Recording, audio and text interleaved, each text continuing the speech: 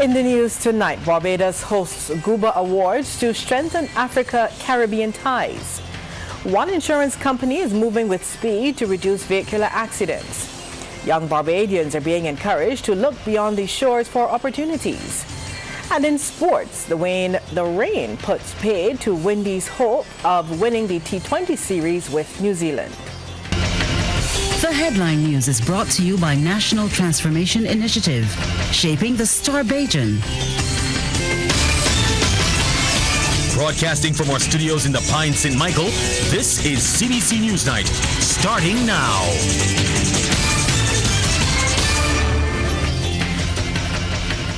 Good evening, I'm Lisa Broom. Thank you so much for tuning in. In our top story tonight, leaders, change makers and visionaries are in Barbados, connecting, collaborating and unlocking new possibilities for growth between Africa, the Caribbean and the wider diaspora. They're here for the Grow, Unite, Build Africa or GUBA Awards Trade and Investment Conference, which kicked off today at the Lloyd Erskine Sandiford Center.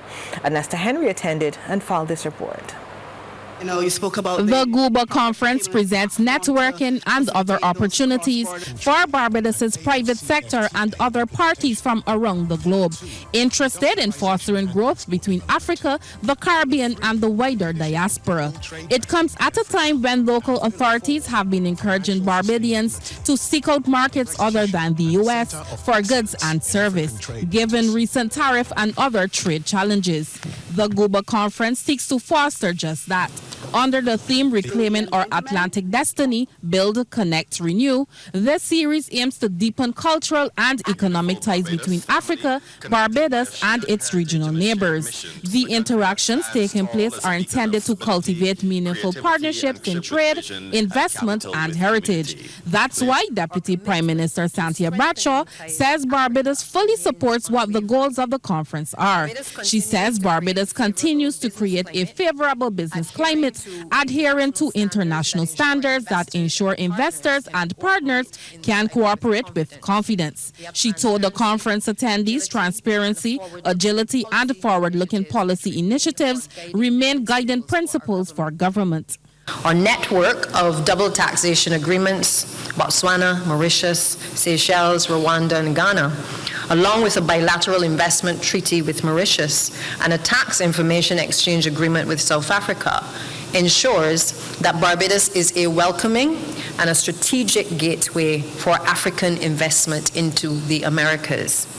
Through collaboration with the Afri-Exim investment in infrastructure and strategic partnerships, Barbados is cultivating a thriving environment for business, culture, and innovation.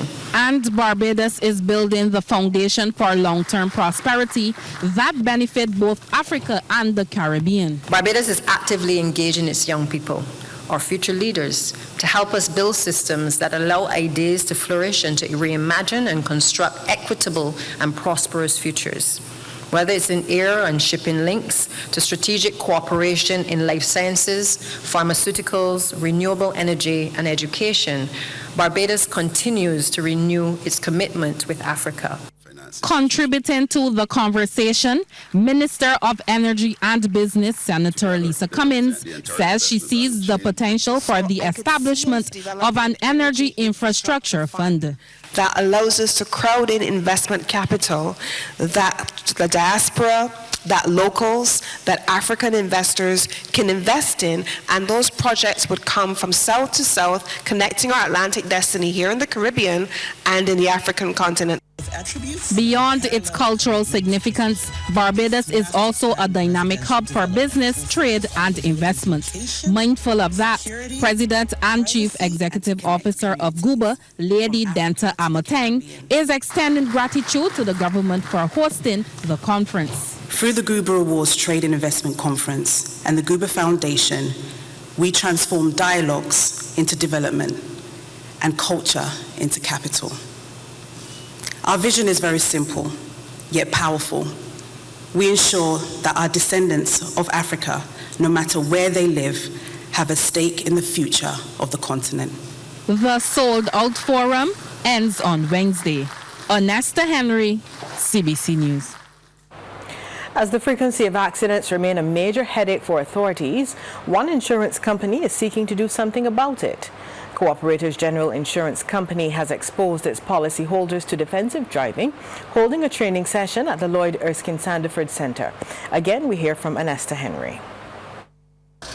Road collisions have become a common sight on Barbados's roads.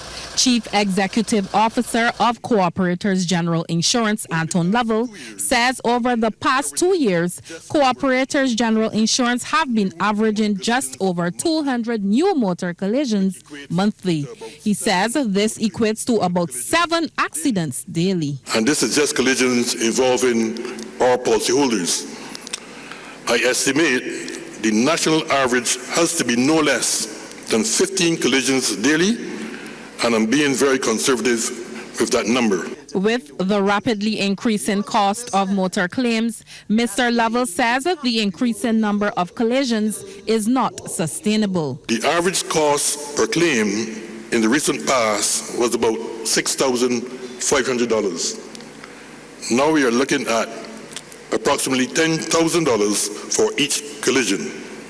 So you could do the math. And Mr. Lovell says he understands some major garages are unable to keep up with repairs to vehicles that were involved in collisions. For example, if your vehicle is involved in an accident today and you're asking the garage to start repairs, commence repairs, they're unable to do so until next year, January or February. He says what is noticeable, when these collisions are reported, 95% of them are caused by human error. Either drivers being distracted, speeding, drunk driving, impatience, inexperienced drivers, inconsiderate drivers. We are not receiving reports of collisions due to mechanical faults, brake failures, steering malfunctioning, the conditions of the road, or collisions due to potholes, which tells me that most of the collisions we are witnessing on our roads are unavoidable. Lovell says what is happening on the roads is need for reset, for drivers to understand that a vehicle when used recklessly and lawlessly is just like a loaded gun. It can cause damage to property, injury, or death, which unfortunately affect mostly innocent persons. I must add that the country also needs a more vibrant road safety association. He says that though not the biggest writer of motor business in Barbados, Cooperators is certainly the most proactive as it relates to road safety messaging and education. The event was held as part of Cooperators General 35th anniversary celebrations as the insurance company seeks to push road safety. Anesta Henry, CBC News. Well, Starcom Network has released a statement regarding the dismissal of its radio program manager, Ronnie Clark, and they say the action has nothing to do with his 2025 Calypso hit. Starcom says it ended its relationship with Mr. Clark following the conclusion of a formal disciplinary process. According to General Manager Anthony Green, the process ended on November 7th. He says the disciplinary process was engaged with Mr. Clark in pursuance of the company's internal protocols, national labor laws, and conducted by lawyers on both sides. Mr. Green thanked Mr. Clark for his 25 years of service and acknowledged the contributions he made during his tenure at Starcom Network. Well, coming up, police formally identify the latest shooting victim. Police have identified the victim in a shooting incident at Weston in St. James, which occurred over the weekend. He's 26-year-old Donico Avery Gaskin of the Garden, St. James. Police reports indicate the shooting happened about 1:30 a.m., where a group of people were socializing in the area of a business establishment.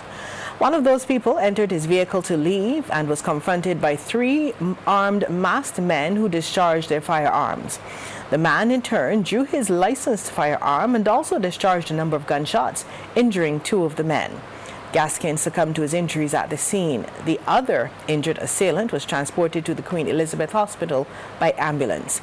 Investigations are continuing into the matter, and the police are appealing to anyone who may have witnessed this incident or have any information that may assist them to contact the Crime Stoppers hotline at 1-800-8477, police emergency at 211, or the Whole Town Police Station at 419-1700.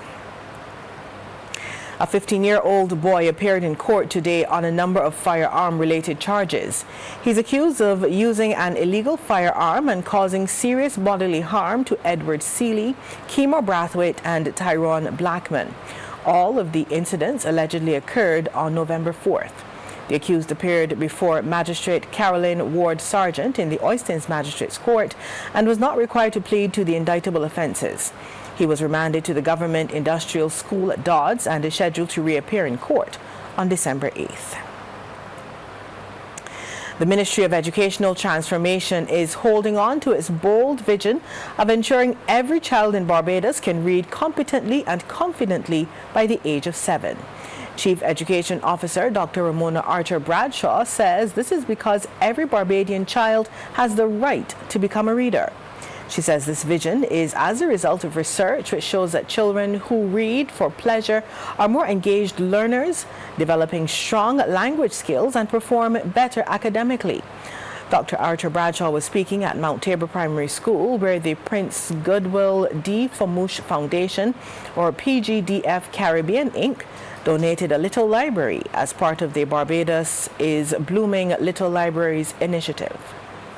We have done quite a lot of work in education transformation, but I remember having meetings with our Prime Minister and our Minister, and it was said that we must focus more so on ensuring that our students have basic literacy skills. So what you are getting here, the children of Mount Tabor, is a gift to ensure that you receive and develop the best literacy skills. A managing director of Prince Goodwill D. Famouche Foundation Caribbean Inc., Anita Sundaram, says this is the foundation's 25th installation of Little Libraries at 15 community centers and 10 schools. She's thanking the Massey Foundation Barbados Inc. for contributing more than $200,000 to the project. These small libraries are much more than just a place to pick a book. They're symbols of our collective commitment to nurturing a love for reading in our young ones. It's not only at school, but also at home where we need to make an impact, and also in the communities by giving them access to books. We need to make reading fun and accessible to all. During this partnership, we have installed an all-braille book library at Irving Wilson, given phonics tools to the Alma Parish School, and equipment that we didn't know existed to help reading. So you just have to let us know, and we'll get it for you. Sports Night is brought to you by Power In. Pause is power. And by Dasani. Live first, Dasani after. For sports time now, Anne-Marie Burke joins us live in studio with the details. Good evening, Anne-Marie. Good evening to you, Lisa. Defending champions West Terrace continue their unbeaten run in this series edition of the CLB Herman Griffith Primary School's cricket competition after beating Bay Primary by 122 runs. Playing today at Dash Valley St. George, West Terrace posted 198 for 3 of their allotted 25 overs. CBC's Almar Goodrich Boys reports on the first innings. West Terrace sent into back Kyrie Wade to Caleb Haynes. That's a drive through the covers. First boundary of the innings. But the first wicket also followed. Kaelan Corbin swinging across the line and is struck on the pad. Finger goes up, 36 for 1. West Terrace lost 2 in quick succession. Nathan Hines hitting this ball straight to the fielder at mid-wicket. He goes for 11 off the bowling of Josiah Graham. That wicket brought the informed Neymar Ford to the crease, and boy, what an introduction this was. Over long off for a maximum, leaving this fielder with the simple task of retrieving.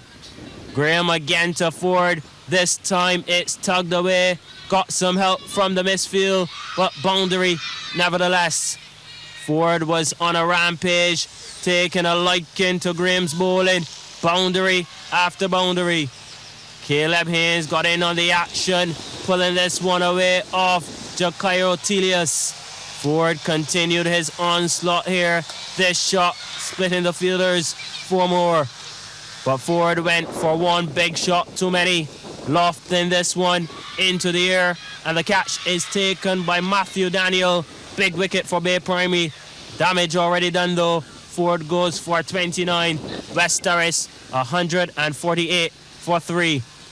Haynes brought the innings to an end with this boundary as he ended unbeaten on 44, leading West Terrace to 198 for 3. And more Goodrich boys, CBC Sports. Now, in reply, Bay Primary were bundled out for 76. Kaelan Corbin was the pick of the bowlers, with incredible figures of 6 for 4 from 3 overs, including a beaver trick in his final over. Young people are being encouraged to also look outside of Barbados for work and other developmental opportunities. The advice is coming from Minister of Youth, Sports and Community Empowerment Charles Griffith as he was addressing the Barbados Youth Advanced Course graduation ceremony for Cohort 6. As far as work is concerned, we would have taken a step as a government to be part of a process that you no longer have to look at Barbados as only your area of work. You have 3 other countries that you can move to and that you can work, you can study, you can do the things that young people do, but do it in a positive way. Because you're not only representing yourself, you're representing parents, you're representing those people that you respected at the Barbados Youth Advanced Course. Sports Night is brought to you by Power In, Pause is Power, and by Dasani. Live first, Dasani after.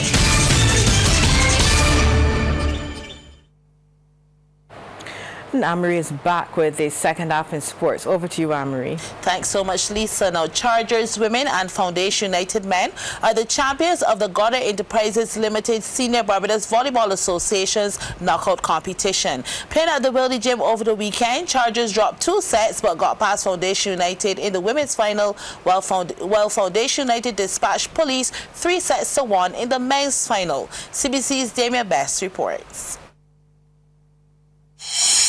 Knockout time at the Wildy Gym. Ladies first up, Foundation United taking on Chargers in orange and black. That one off target, point to Chargers. This time the execution was lethal. Tyra Johnson elevating and dominating. Gabrielle Sandiford getting into the action. Short set and hammered. Chargers stunned. But this was a battle for the ages. Chargers took the first 2 sets, 25-20, 25-17, down the line with authority. 2 plays later, the one-on-one battle at the edge going Chargers' way. Foundation United came roaring back to take the 3rd and 4th set. Sandiford not to be denied. That was followed by an ace. This contest headed to a 5th, 25-15. 25-17 to the girls from Churchill. Chargers down 2-5 in the 5th. Both defenses on high alert. Chargers 6-footer. Race side says not today or tomorrow. Rejection at the net. Chipping away at the lead. Then Harris overloads the double block. The scores are now tied at 5 apiece. Everything seemed to be going Chargers' way. 2-point cushion. 7-5. Foundation in desperate need of a tactical reset. But the night belonged to Chargers. Set and match point. Serve from Marshall. Foundation keep it alive. Good rally. Then Harris finds a vacancy in the backcourt. Chargers take the 5th. 15-11. And the knockout crown. 3-2. Well, that paved the way for the men's showdown featuring Police in the white and red trim versus Foundation United. Excellent hang time from Clark. Point Police. Foundation set up a 3-man wall on the opposite side of the court. 2 plays later, Rashawn Aline, one of the architects, returned to sender. But 2 can play that game. Police arresting the situation with a double block. Seal in the mix. However, Foundation will draw first blood. Good defense leading to better offense. Luck for Murray and his Foundation team. The scoreline 25-22 in favor of Foundation. Blink and you miss it. Leonce bringing down the sledgehammer. The second set went down to the wire. Police were up 22-17. Aline off the edge. Foundation good to go. The scores locked at 23-all before Police eventually found a way to level the match at one apiece. 27-25 the scoreline. The supporters on cloud nine. The celebrations were muted though in the third as Foundation went ahead 25-18. Now in the fourth, Foundation laser focused on victory. Police seemed unable to find the answers. Bodies all over the floor. And now you could hear a pin drop in the gym. Even the service was causing a crisis. Two players colliding. Set and match point error in the midcourt. Foundation United knockout men's champions. 25-22, 25-27, 25-18, 25-15. Victory over Police. Damien Back, CBC Sports. Now, Paradise and Ellerton are the last two teams to advance to the quarterfinals of the Prime Minister's Cup. In the penultimate round of 16 match at Friendship last night, Paradise defeated Whitehall Titans 5-2. Then in the final fixture, Ellerton overwhelmed Bagatelle 7-1. Now, we'll have a report on those games later in Newsnight. Now, in the National Sports Council Schools Basketball League, Harrison College were in commanding form as they dismissed Combermere 64-35 playing at home at Crumpton Street.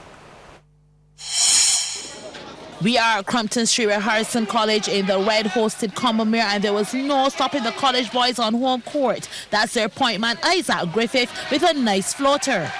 Falling behind early, Combermere were playing catch-up, and knowing this, it was an all-hands-on-deck approach, and the mop-up job was effective. We are heading back up court, but it's off the rim, so Combermere in possession, but not for long. Griffith to Jelani Marshall, more money in the bag. As College kept control, Nathan Reed making this look so easy as they led 17-8 at the end of the first quarter. On the back foot, Combermere started the second strongly. Seraph Howard to Gerard Ashby, 2 to their score. But College were flowing. Beautiful ball movement ended with Caden Alexander finishing off with a nice reverse layup. And though Combermere tried to push back to get the baskets, College had the defense as tight as the offense. Now that was a rejection at the hands of Kobe Haynes, as College will go into the half up by 17 points, 30-13. By the end of the third, it was a 27-point lead. So into this final quarter, Combermere had major ground to make up. And that's where their point man Nathan Griffith stepped up to of his team-high 16 points. But College was too far ahead, and they just kept the baskets coming, finishing duties here off the hands of Griffith, who led all players with his 17 points. Every player holding his own on the College side, Darren Messiah made this play all his. And pretty much it was a done deal. The College boys dominated from start to finish, closing out the win with a 29-point margin, winning at 64-35 over Combermere. Tonight's highlights from the Prime Minister's Cup are coming to you with the compliments of Power Aid, Pause is Power, and Dasani. Live first, Dasani after. What a night of football. Goals were flying from every angle as fans were treated to a double dose of action in the Prime Minister's Cup. Paradise started the ball rolling in the 30th minute. Kamani Cox gets the last touch, and with that, Paradise had Whitehall on the back foot. 2 minutes later, Paradise would get some assistance in their goal count as the ball deflects off of Mary Lane for an own goal. Paradise doubled their lead. Then came the floodgates goal number 3. It's off the upright before Raquan Clark gets ahead to it. Paradise in the driver's seat into the half with the 3-0 advantage. No sooner had the second started than this cross from Sharon Hoyt bounced in the line to make it 4-0. Maybe complacent, Paradise lapsed a bit, and this was an own goal from Clark that put Whitehall on the scorecard. And the same scenario played out again. Whitehall with the cross, but it finds the boot of Mark Bushell, another own goal that pulled them back in the game as it's now 4-2. But Paradise put it to bed at the 69th. Macaulay Diasco from yards out settled the score. Paradise quarters bound with the 5-2 win. And if you thought that was impressive, the second game was an absolute rout. Starting in just a mere 4th minute at the back post is Shane Codrington. Ellerton is out the blocks. Ellerton ran rampant over Bagatelle with the second goal coming in the 23rd. They pressed forward and the players brought down. The ref points to the spot and brings out the yellow card. And stepping up to take the penalty is point man Shaquille Bell into the right pocket. Ellerton go 2-0 up. Bagatelle then got the same advantage. The player is down in the box and the penalty is gifted their way. Tyrese King and it's money in the bank. Bagatelle on the score sheet. Halftime score 2-1. Ellerton then turned on the style, scoring 5 more times as Bagatelle's defense completely fell apart. Started with Rashawn Gittins' power shot from just about 20 yards out. Tyrell Wardren then got his name in the mix. The keeper is off the line and he used that to his advantage. It's now 4-1. Here we go again down the left flank. The cross comes in and Tyrell Bourne is the man. Ellerton in cruise control at 5-1. Bourne, who came on as a sub, was proving that was a great decision as he again was on the other side of the 6th goal. Bell beats the defender and then sends it Bourne's way. Now that's settled. And on the brink of time, one more for good measure, and it will be Shaquan Clark to put the nail in the coffin. Ellerton sent Bagatelle packing at 7-1. Goal fest all around. If this is what the quarters are shaping up to be, you won't want to miss what's next. Well, earlier we were telling you about a story where we heard that children of St. George and a number of charities stand to benefit from the Pelican pork lime.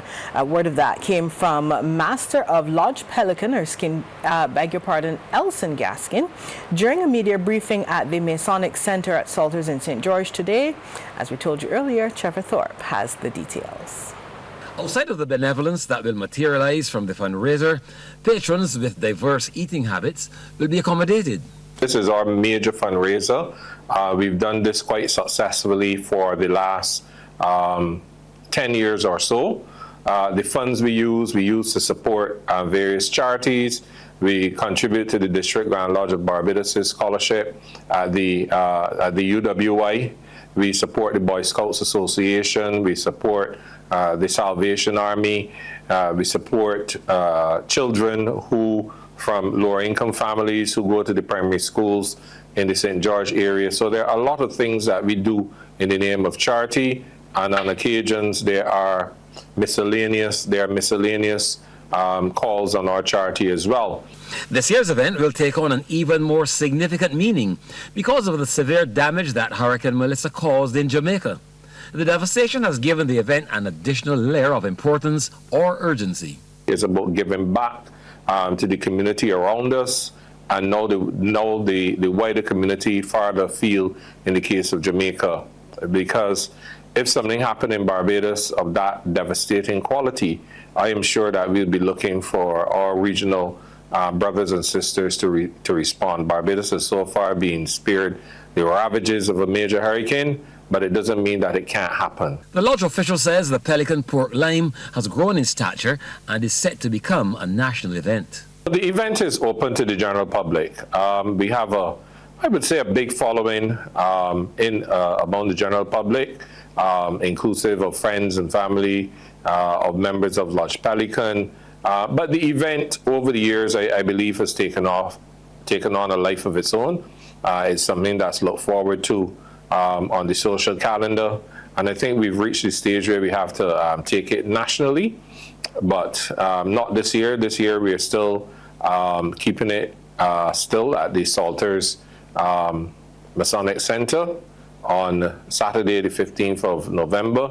We'll be starting at 12. The schedule and time is 8 o'clock, but I can guarantee you that we go way past that into the evening. The fundraising pork lime will take place this Saturday at the Masonic Center, Salters, St. George.